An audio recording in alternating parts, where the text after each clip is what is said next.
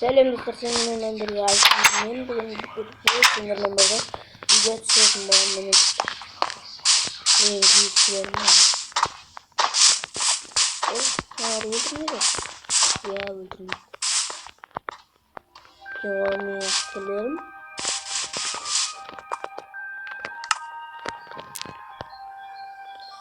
Ay benim öldürdüm. İstemiyor mu? Biz bu nokta ayırsın. Mami magazin. Yemeğin de sadak bakalım.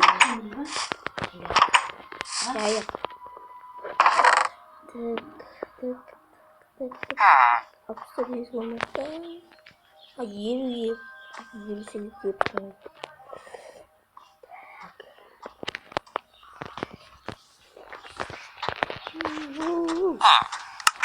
Unuttum bak.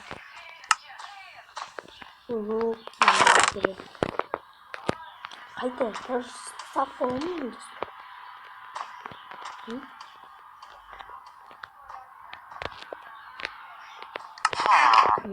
Anne. Esir. Dışarıda. Biz bunu saklayalım.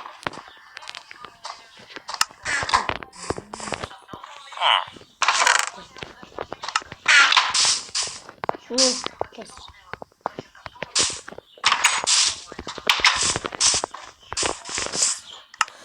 Teskili. Teskili zaten. Oy, mutlu. Hadi kopma, çok güzel.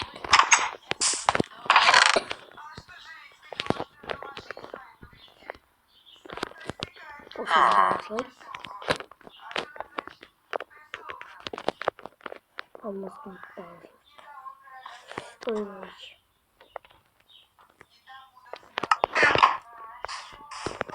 Şimdi sabahtan işledim. Şimdi iskeletlerine koysam bunu.